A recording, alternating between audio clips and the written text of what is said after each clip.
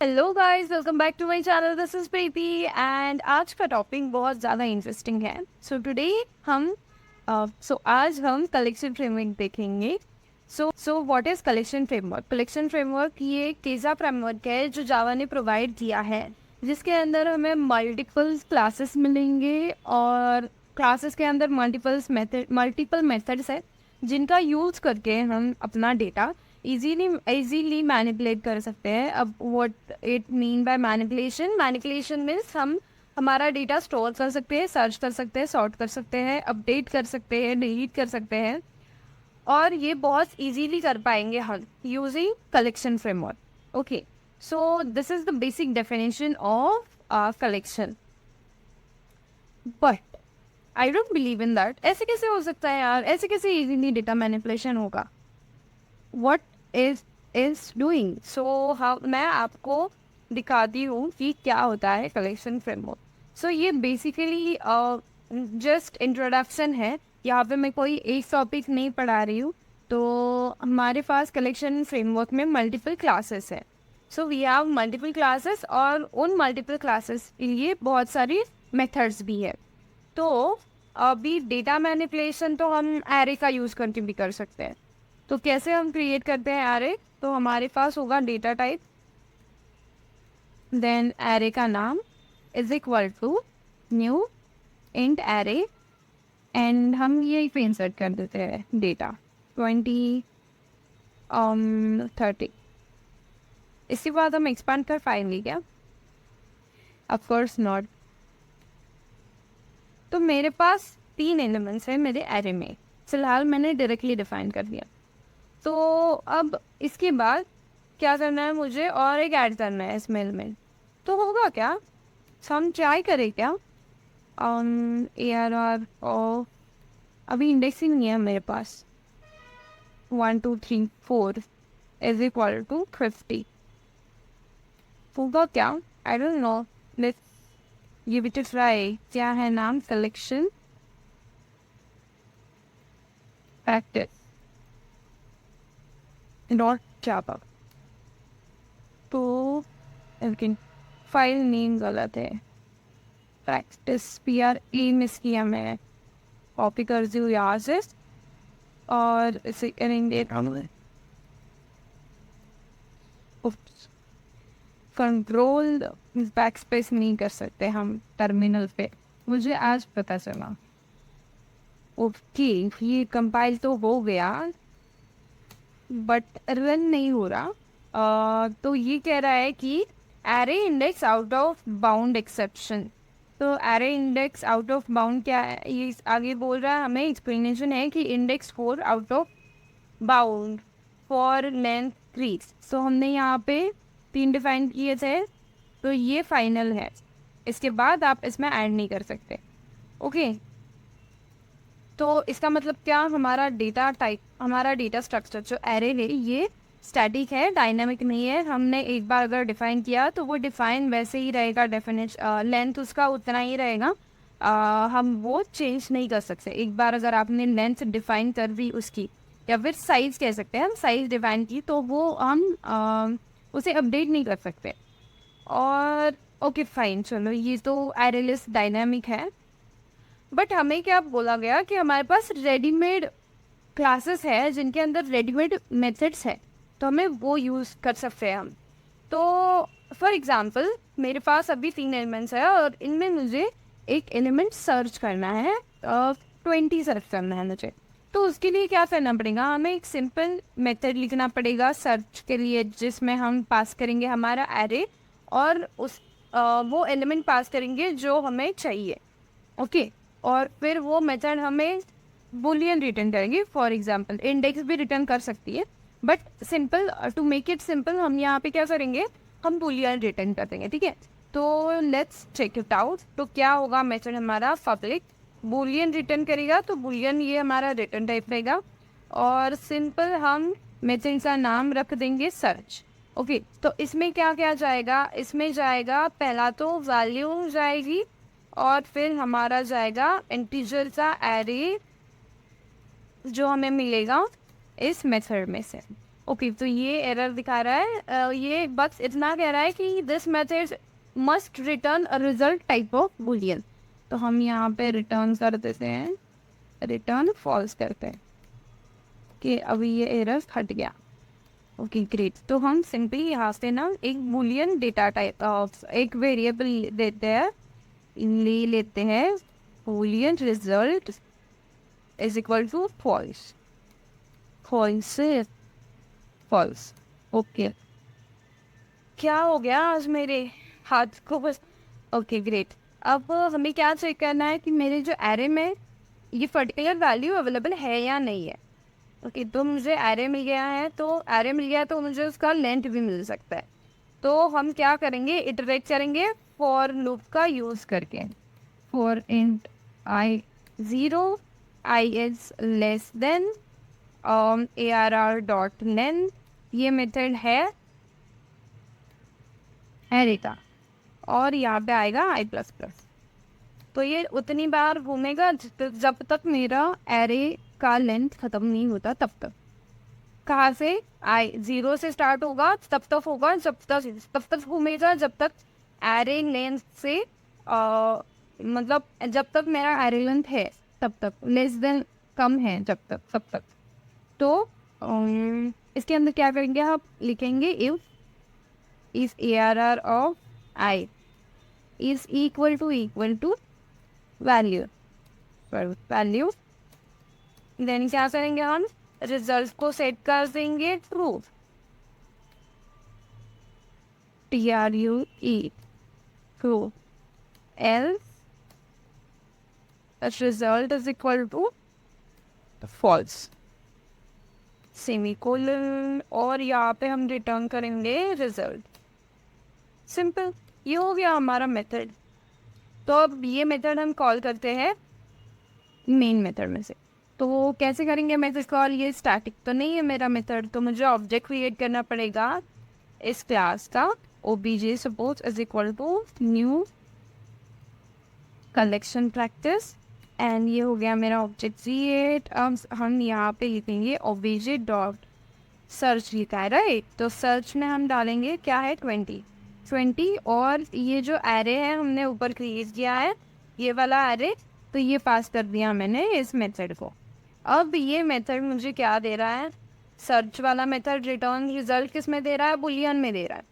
तो what I should do is, मुझे ये मेथड का जो रिजल्ट है वो मुझे बुलियन में मिलेगा, तो मैं यहाँ पे एक बुलियन वेरिएबल क्रिएट करती हूँ, रिजल्ट इज इक्वल टू फिर। तो अब हमें ओके, तो अगर रिजल्ट ट्रू आया तो एलिमेंट फाउंड है, और अगर रिजल्ट फॉल्स आया तो एलिमेंट फाउंड नहीं हुआ हमें अपने एरे में। तो हम क्या करेंगे, यहाँ पे भी हमें लगाना पड़ेगा if else loop, if result then ऐसा क्या करेंगे हम, element found, element solve, else क्या करेंगे, एलिमेंट नॉट फाउंड।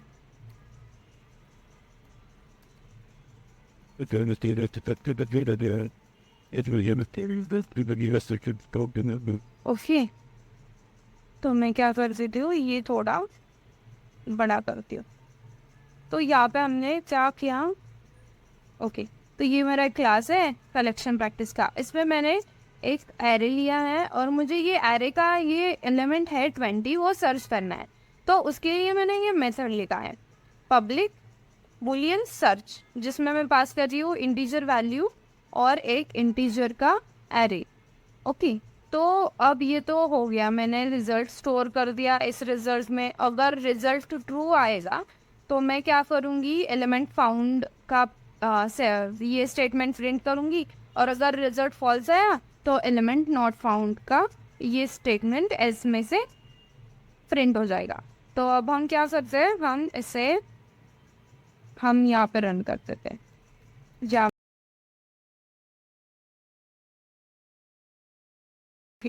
तो ये हो रहा है रन हमारा सक्सेसफुली, राइट। तो यहाँ पे मैंने क्या सर्च किया है, मैंने सर्च किया है 40, और मैंने 40 सर्च करने के बाद देखो यहाँ पे ये मेरा एरे है, ये मैंने पास किया नीचे, और फिर यहाँ पे मैंने 40 पास किया, और ये मुझे रिटर्न दे रहा है मेरा रिजल्ट जो कि एक्सपेक्टेड है कि एलिमेंट इज़ अवेलेबल। अब हम क्या करते हैं यहाँ पे दूसरा कुछ 30 पास करते हैं, 30 तो है नहीं, तो it should return elements not fine. Okay, and it is working fine. Okay, तो ये तो हो गया केस हमारा। मेरे पास 3 एलिमेंट है, तो 3 एलिमेंट है, तो इट इज़ फाइन कि 3 एलिमेंट में सर्च करना, इट्स फाइन। और इसके लिए मैंने इतनी लाइन का कोड लिखा। क्या कोड है ये पूरा? कितनी लाइन का हो गया? 19 माइनस 4 कितने हो गया? 15 लाइन्स का कोड लिखा मैंने सर्च करने के लिए, ये इस आर में सर्च करने के लिए। तो कलेक्शन फ्रेमवर्क क्या बोलता है कि आपका जो कोई भी डेटा है, डेटा स्ट्रक्चर आप यूज़ कर रहे हो, तो उस डेटा स्ट्रक्चर के लिए हम रेडीमेड मेथड्स प्रोवाइड कर देंगे। तो in case of array we have a list. Okay, तो यहाँ पे मैं क्या करती हूँ, तो ये जो पूरा है ये मैं कमांड ये करती है, ये हो गया कमेंट। तो ये I will remove this one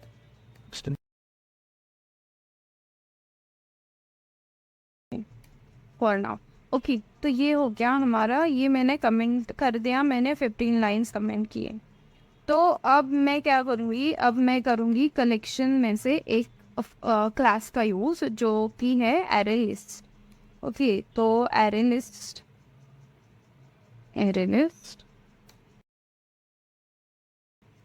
integer ARR या फिर लिस्ट बोलते हैं, list is equal to new array list. अब ये है, क्या है ये,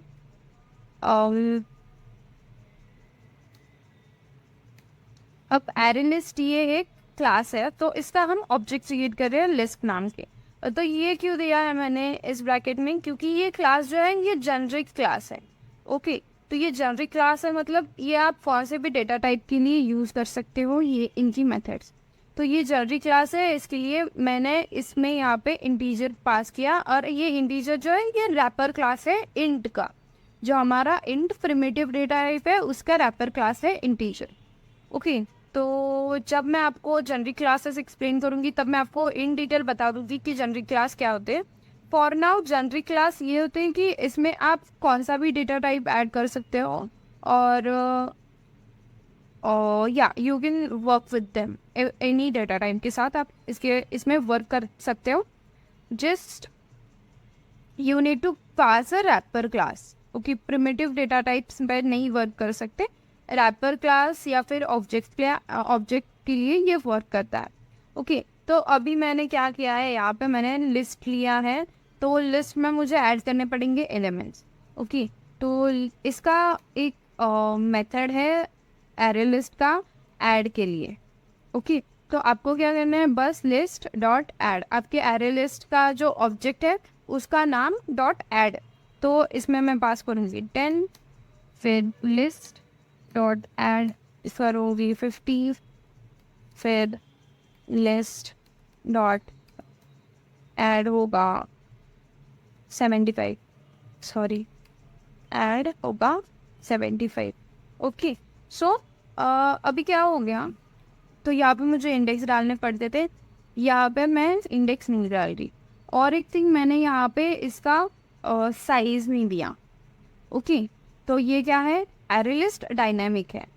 इन केस ऑफ कि आपको डायनामिक मतलब आपको पता नहीं है आपके लेंथ एरे का, तो in that case you can use array list. Okay, और फिर द मोस्ट इम्पॉर्टेंट थिंग्स कि कलेक्शन फ्रेमवर्क बोलता है कि यू डोंट नीड लाइक हम रेडीमेड आपको मेथड्स दे रहे हैं जिनका बस आपको यूज़ करना है। तो ये जो मैंने सर्च के लिए इतने सारे लाइंस, कोड ऑफ लाइंस लिखे, जिससे मेरी स्पेस कॉम्प्लेक्सिटी बहुत ज़्यादा चली गई, मतलब बहुत बहुत हो गया ना ये, मतलब 15 लाइन्स ऑफ कोड इज बहुत हो गया, मतलब ये होगा सिर्फ एक लाइन में, हमें इतना सारा लिखना नहीं पड़ेगा। तो एरे लिस्ट पे हम चाहते हैं ये जो है, तो क्या करना है आपको, आपको माउस से यहाँ पे होवर करना है, कंट्रोल प्रेस करना है और फिर उस पर क्लिक करना है। तो ये आ गया हमारा एरे लिस्ट का रेडीमेड क्लास। ओके, तो यहाँ पे सारे मेथड्स हैं जो प्रोवाइड किए गए हैं एरे लिस्ट में से।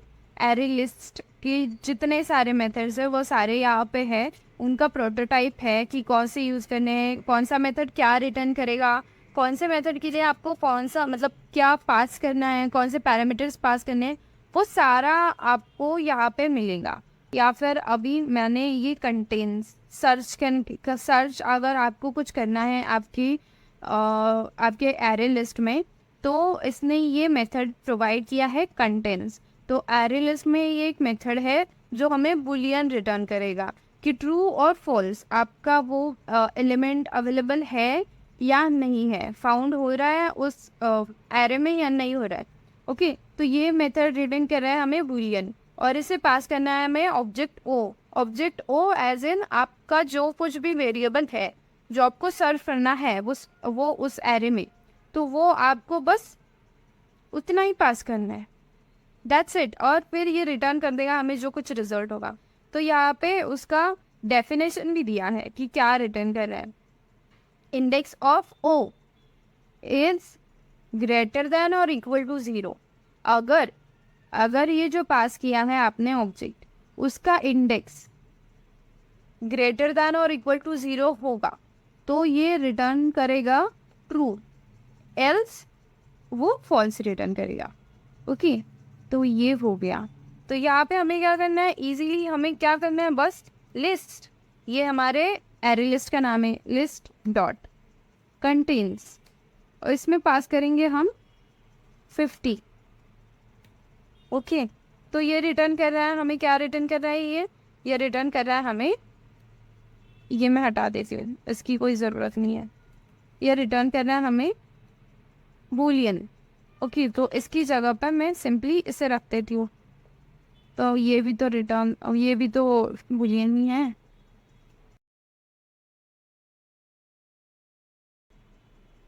ओके, हो गया भाई, इतना सा था, सिर्फ इतना ये लाइन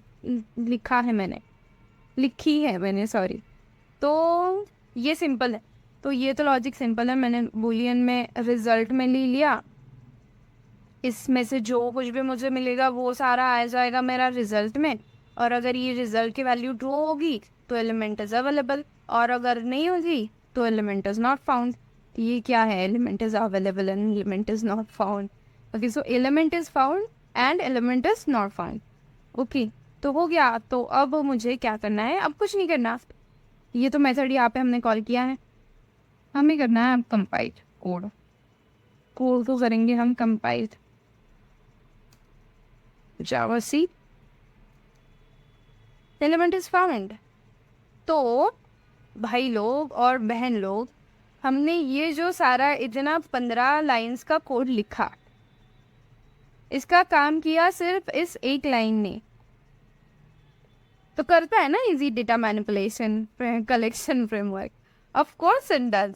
ओके, तो कलेक्शन फ्रेमवर्क ये करता है, दिस इज व्हाट, मतलब 15 लाइन का कोड, मतलब जस्ट इमेजिन आपके पास बहुत सारे लाइंस का कोड है, आपको बहुत सारे मल्टीपल ऑफ डेटा टाइप्स पे ये परफॉर्म करना है, तो आपको मल्टीपल टाइम इतना कोड लिखना पड़ेगा। ओके, तो ये बहुत ज़्यादा स्पेस अपनी बचा रही है, टाइम भी बच रहा है हमारा एज ए डेवलपर, और ये इसके लिए दिमाग ज़्यादा कुछ लगाने की ज़रूरत नहीं पड़ती। तो ऐसे मल्टीपल क्लासेस है कलेक्शन फ्रेमवर्क ने जो प्रोवाइड किए, और उनके मल्टीपल मेथड्स है जो आपका डेटा मैनिपुलेशन इजी करता है। ओके, तो अब हो गया हमारा ये कलेक्शन क्या है, और तो इसके एडवांटेजेस तो हमने पहले से देख लें कि आपके एफर्ट्स बहुत कम लग रहे हैं, उसके लिए आपका टाइम बहुत कम लग रहा है, अब परफॉर्मेंस आपका बहुत ज़्यादा बढ़ रहा है, क्विकली फाउंड हो रहा है, आपको इतना कुछ ज़्यादा करने की ज़रूरत नहीं पड़ रही है। ओके, तो कलेक्शन फ्रेमवर्क में multiple classes and multiple interfaces हमें प्रोवाइड किए गए हैं, जिनका यूज़ करके हम हमारा डेटा मैनिपुलेट कर सकते हैं easily. This is what collection framework is. Okay, so here all these with ये जो डॉटेड लाइन के साथ कनेक्टेड है ये सारे क्लासेस हैं, और ये जो सिंपल लाइन के साथ कनेक्टेड है ये सारे इंटरफेसेस हैं. तो हमारे पास कौन से इंटरफेसेस है? Iterable, collection, list, queue, set. Okay, ये हमारे हैं कलेक्शन के interfaces. Then we have these classes called array list, linked list, vector, stack, priority queue, DQ, array DQ. Then for set we have hash set, we have linked hash set. Then for set we have sorted set and tree set. तो यहाँ पे sorted set जो है ये interface है और ये DQ भी इंटरफेस है. ओके, तो ये हम जो सारे इंटरफेसेस एंड क्लासेस है, तो ये सारे क्लासेस हम वन बाय वन देख लेंगे, उनका इम्प्लीमेंटेशन या फिर उनमें कौन सी मेथड है, क्या डिफरेंसेस है इन सारे. मतलब अगर मेरे पास लिस्ट है तो लिस्ट में मुझे 4 टाइप्स है, तो इनमें क्या डिफरेंसेस है. क्यू 4 अलग अलग टाइप्स है. फिर क्यू में है तो मुझे 3 अलग अलग क्यू अलग अलग थीम. तो वो उनके सारे डिफरेंसेस हम इम्प्लीमेंट करके देख लेंगे. So this is the introduction of collection framework. I hope you guys understood कि क्यों हमें कलेक्शन फ्रेमवर्क यूज करना है या फिर क्यों ये मैनिपुलेशन ईजी करता है. सो collection framework is a very important topic, और हमारे ये बहुत ज़्यादा वास्ट टॉपिक है. तो बहुत सारे क्लासेस हैं और उनके बहुत सारे मेथड्स हैं. So I hope you guys understood कि क्यों कलेक्शन फ्रेमवर्क ईजी करता है हमारा data manipulation. And thank you so much for watching my video. If you like it please hit a like button. अगर आपको कुछ भी डाउट हो तो please let me know in the comment section so that I can help you guys. And आपकी कुछ suggestions होगी तो please let me know in the comment section. और thank you so much for watching. Keep learning, keep growing.